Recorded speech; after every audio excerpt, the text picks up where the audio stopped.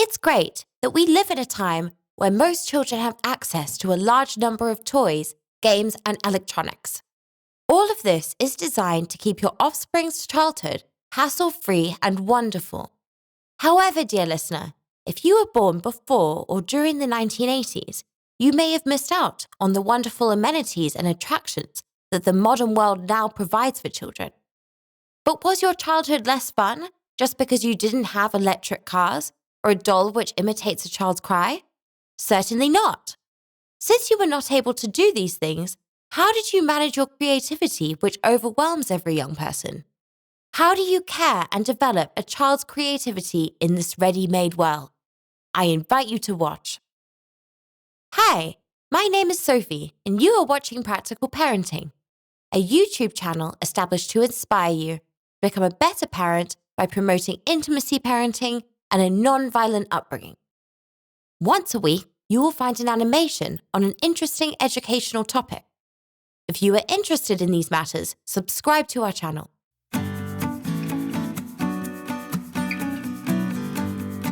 Children are by nature extremely creative beings, full of innovative ideas coming from great imaginations.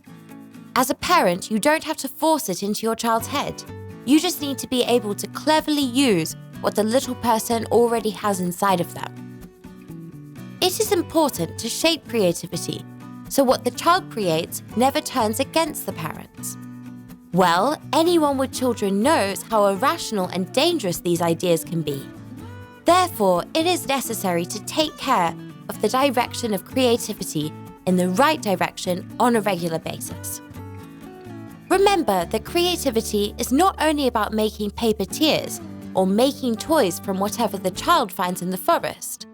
Creativity helps intellectual and emotional development and influences the preservation of mental health in later years of life. All of your children's discoveries will certainly help them in later years, giving them self-confidence and facilitating social contacts. Here are 9 tips to help shape and stimulate your child's creativity. Number 1, designate a space for creative games. The place where your child can be creative is important in many ways. First of all, it must be resistant to damage and dirt. It has to be a space completely free from parental lectures. For example, don't do this or you will get dirty.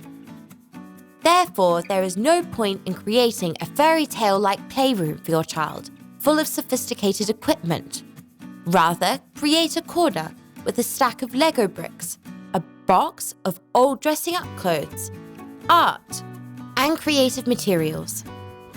This is to stimulate the child to creativity and to additionally facilitate cleaning. This is an important one, as on one hand, the child will not feel the pressure to maintain a sterile play environment, and then on the other hand, it will reduce the tension associated with the child's untamed energy. A place like this can even be folded, a roll-up carpet, drawers on wheels, and a table where they can all fit. The key is to make your child feel as if they are in control of a certain space. However, this does not mean that the place for creativity is only there.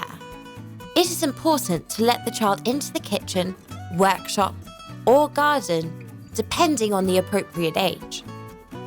There is also room for creativity, although by necessity, a bit more rules-based. It is also good to designate a place in the home where the various children's works can be hung and stand.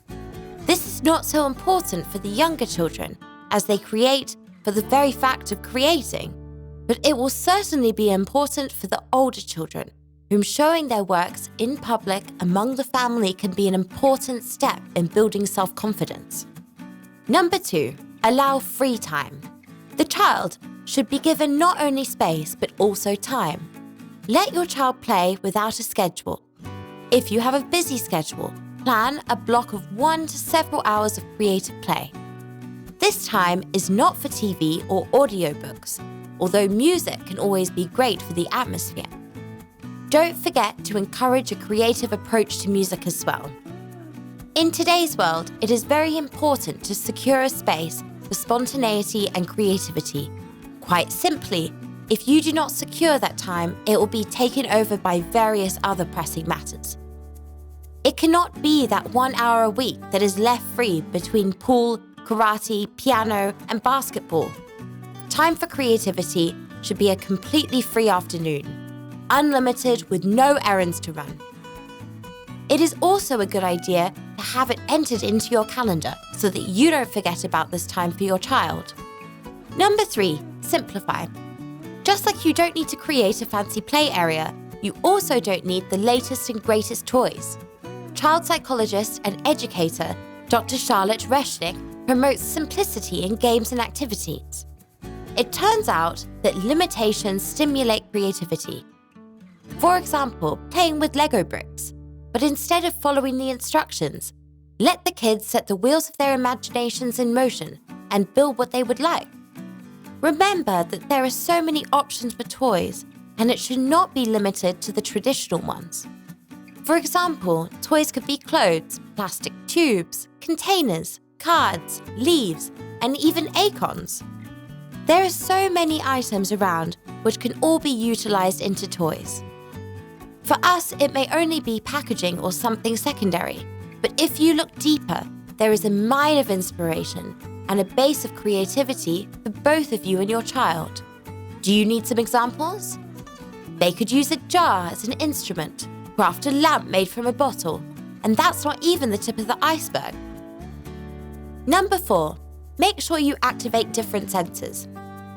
Sight is definitely the dominant human sense, but you cannot base all your creative fun on the images you see. Activate your child's touch, taste, smell, and hearing. How to do it? Activate your child's touch while bathing with running water, it changing temperature, foam formation, slippery soap, and even shower gel. Take your child to the kitchen and let them try different things. Let them know what the foods consist of. Let your child touch the yeast, dough, flour, or soft butter. Play with your child. Take turns in pretending to be animals or vehicles and guess what the other was imitating. Also, train your child to imagine specific sensory experiences. You can ask them to describe, plan, or draw a trip to distant countries. Ask your child how it would smell there, what animals you would meet, and what sounds would be heard. Number 5, develop children's awareness and openness to creativity. Explain to your child how useful creative activities can be. Pay attention to their skills. Of course, it is important not to bore your child, but building a sense of creativity and a variety of ways to do things will help them in all aspects of life. In addition, sharpen yours and your child's attention to creativity. Ask your child when they come up with the best ideas or have the most creative moments. Maybe it happens in the car, during football training, or even while studying. Let them keep you informed so you can help them. Number 6, cultivate creative critical thinking.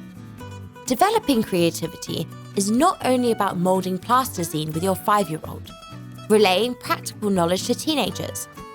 As your child gets older, ask them how they approach various problems and what other approaches or solutions they could come up with.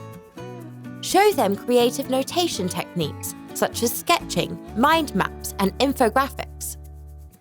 You can show your child a brainstorming method best suited for one person. It's all about learning to think creatively. You can work together to train yours and your child's rational creativity. You could even come up with a list of problems yourself. The process is creative in itself. This can range from ideas for your birthday cards for grandma to coming up with ways to save money at home, a 4-line rhyme about a grasshopper, or even what you could do with those used tires. There are no bad ideas here. You could implement this into your daily life by picking one of them at random each morning. Whoever has more solutions and ideas in the evening wins.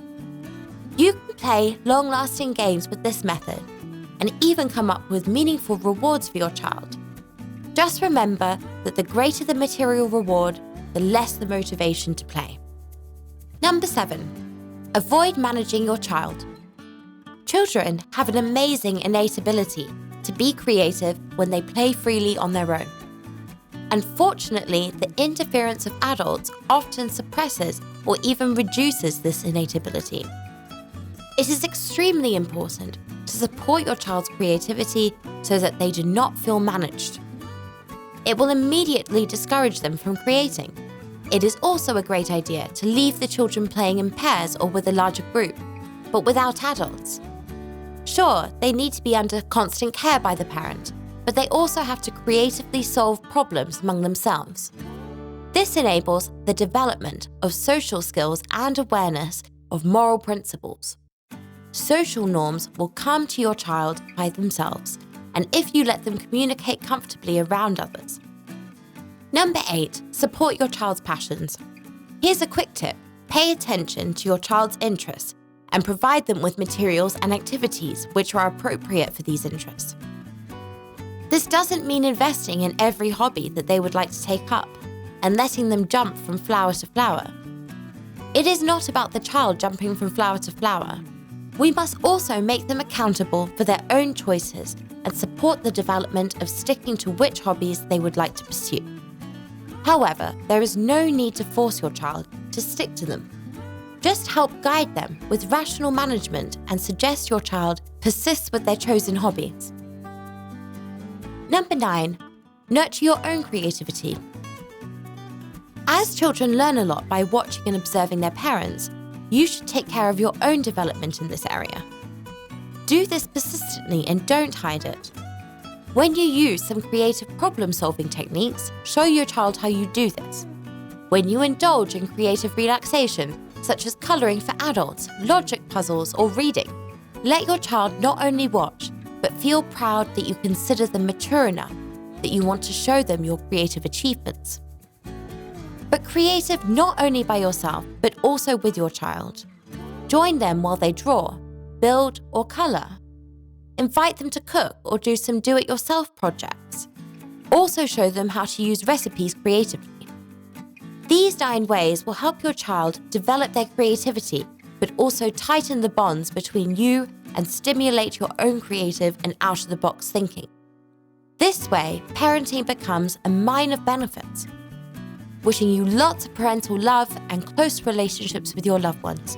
I thank you for your attention and invite you to discover Practical Parenthood. If you are not yet one of the subscribers of the channel, Practical Parenting, please click the subscribe button and wait for our next animation.